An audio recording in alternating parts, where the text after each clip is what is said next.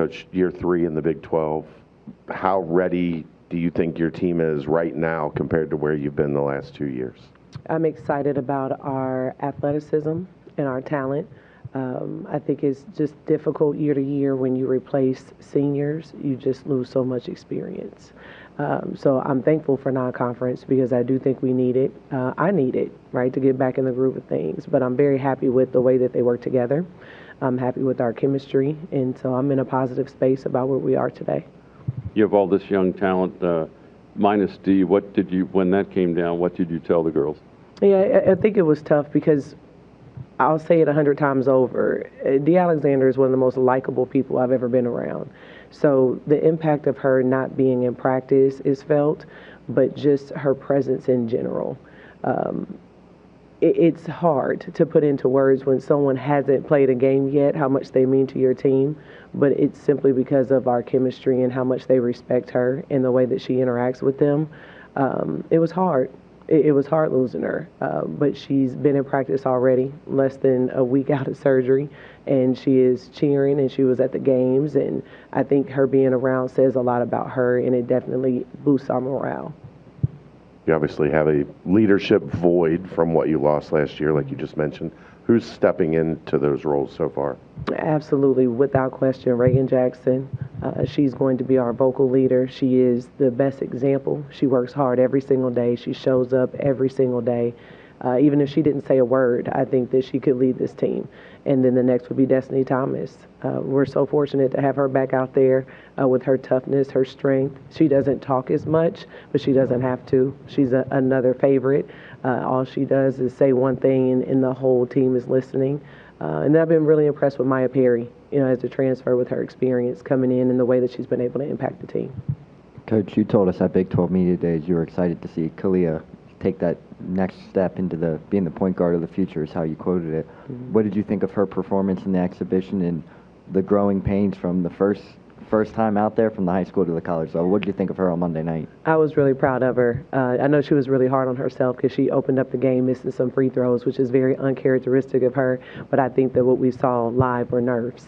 But once she was able to shake those off, she ended with 17 points and 7 assists and 2 turnovers, and that's what we expect from her. She can score the ball, she can create for other people, and surprisingly takes pride in her defense as well. So you don't get that a lot with freshmen. You don't get that a lot with superstars, right? Honestly, they don't necessarily guard the other team's best player in high school and club because they're being saved so that they don't foul out. So we're fortunate that she takes pride in both ends of the floor, and I was really impressed with her with the lights on.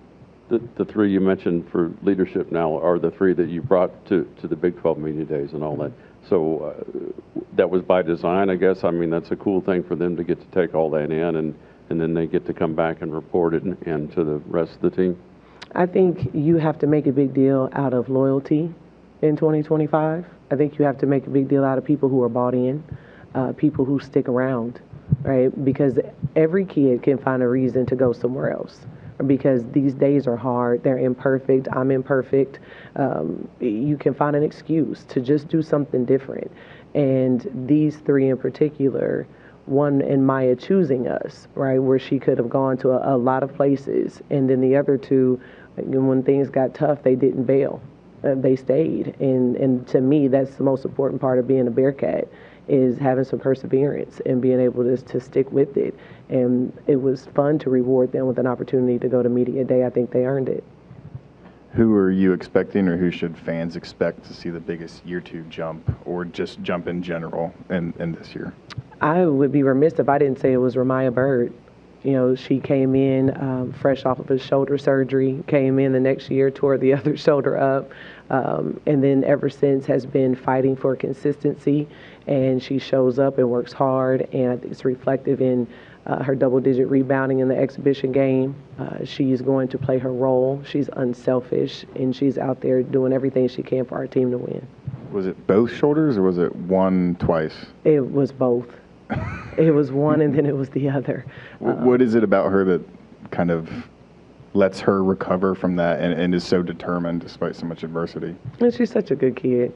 You know, it was never about her from the beginning. And Michelle Clark-Hurd and I have always had a really good relationship, and she shared that the commitment from Ramaya Bird was about her playing against Dee Alexander, and thought that she did a tremendous job defending her, and it's what took her eyes to her, and then they offered her shortly after that. So I don't know if Dee was necessarily happy to come here with Ramaya so she could give her a hard time every day. But seriously, they'll just make each other better, and that's what Ramaya is here for, to contribute in any way she can. Does having so many young faces energize you? Old teams, like there's a lot of pressure on an old team to win, right? Yeah. On a young team, does it a little more fun coming into practice every day? I think it's more fun because they are fun. Their personalities, the way that they interact with each other.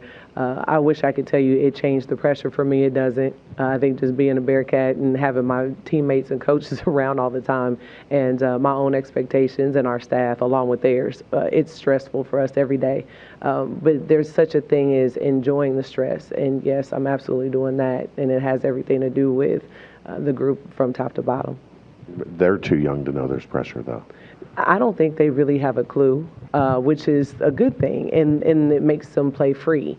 And ultimately, we just need them to be prepared, and the only way to do that is to go through the fire.